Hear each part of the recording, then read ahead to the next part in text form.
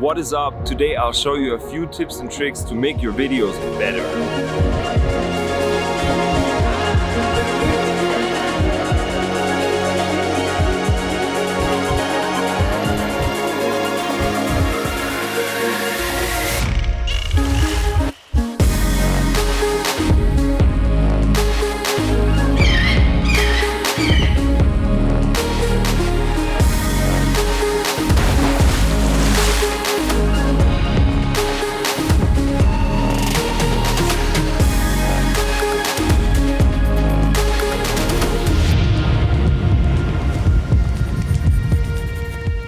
Welcome back, guys. So I was on an island the other day for scuba diving and I recorded a few really awesome drone shots of me flying through the clouds. So I initially thought like, yeah, that is it. I got the banger shot that I wanted. I can relax now and enjoy the trip.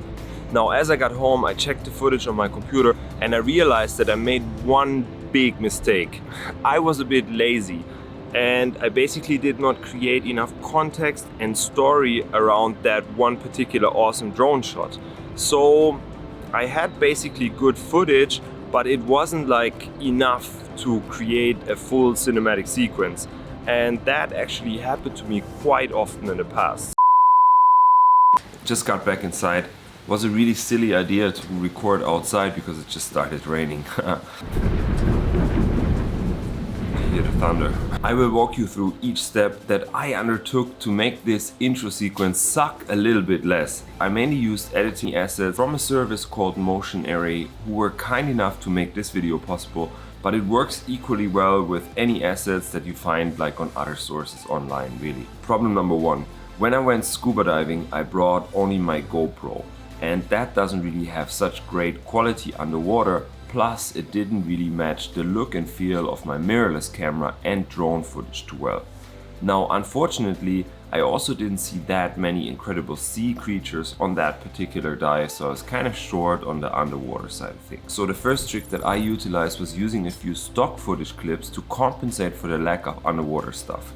As I said, it technically works with any stock footage. In my case, I went to the Motion Array website and simply typed in keywords like underwater and reef and downloaded a few random clips that were shot on much nicer underwater cameras to match my other clips. I drag and drop those onto the timeline and bam, nice. I know some people really dislike using stock footage in general and only want to use their own clips, but for me it is a tool in the arsenal that I think is very helpful. Step number two, I wanted to blend the clips even better, so once again I searched the platform for cinematic LUTs. LUTs are basically like color presets for videos that can be applied to any clip to give them a certain look and feel and make the entire sequence feel more cohesive. I like to drag and drop those onto an extra layer above my clips, and that completes the next step in making my video a little bit better. On to the third problem. The clips lacked a little bit of soul as I didn't really record any good audio. That's why I always recommend to record some kind of sound if you're outside filming. You can do that by just using the record function on your phone.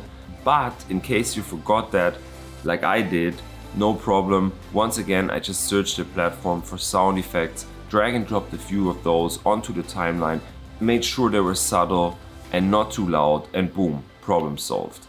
In my particular video, I had a song pre-selected already, but you can also find music on the platform if you need to, which is a pretty useful tool. Step number 4 is adding some emotion to your clips.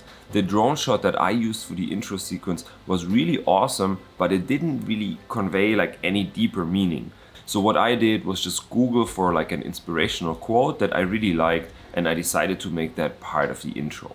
Now, I could have just overlaid plain text without any animation, but a subtle animated text preset can be the cherry on top that helps to make an intro look much nicer. So once again, I used the platform to search for some animated text, drag and drop that, customized it a little bit, and bam, that is it. Last but not least, you have the option to add some cool, subtle, organic elements. Let me show you what I mean.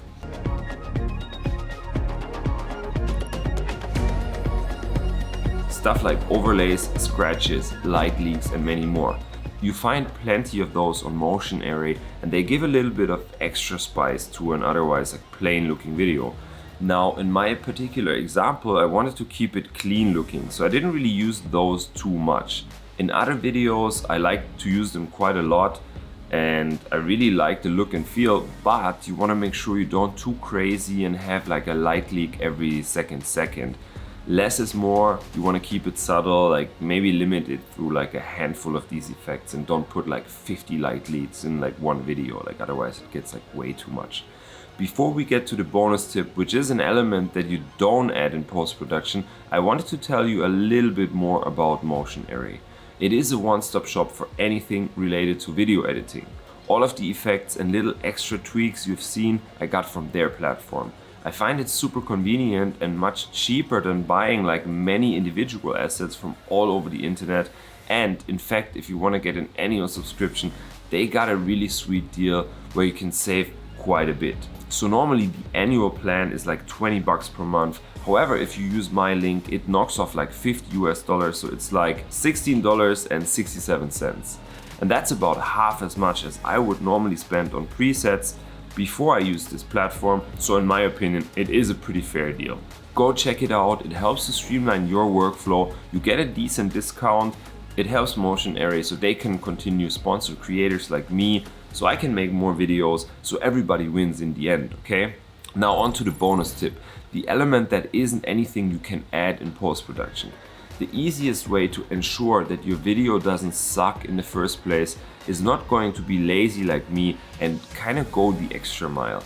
I managed to save the sequence this time, but usually one good shot isn't enough. You need at least half a dozen of like good ones and kind of stack them on top of each other to enhance your story. The rule of thumb that I kind of like to use is for each main hero shot that you have, you want to have like at least 2 additional support shots. So for example, if the really cool drone shot is the main hero shot, then you want to pick and choose like a tiny detail that can support this one, and in addition it is also cool to have support shots that have a very different and unique perspective. So in our example, we had clips from the air, the ground, and underwater, which gave a lot of diversity to the sequence. If you don't have like a drone or underwater camera, that doesn't really matter, but make sure you shake up the perspective and then just put your camera on the ground, lift it high up, or make sure you have many different angles and unique perspectives. And that is it for today. I hope you enjoyed this video. Please do check out Motion Array, and if you want to hang out more with me here on the channel, you can subscribe. You don't have to, but it would make me really happy. And as I said, I hope you have a good one, and I'll see you guys later in the next video.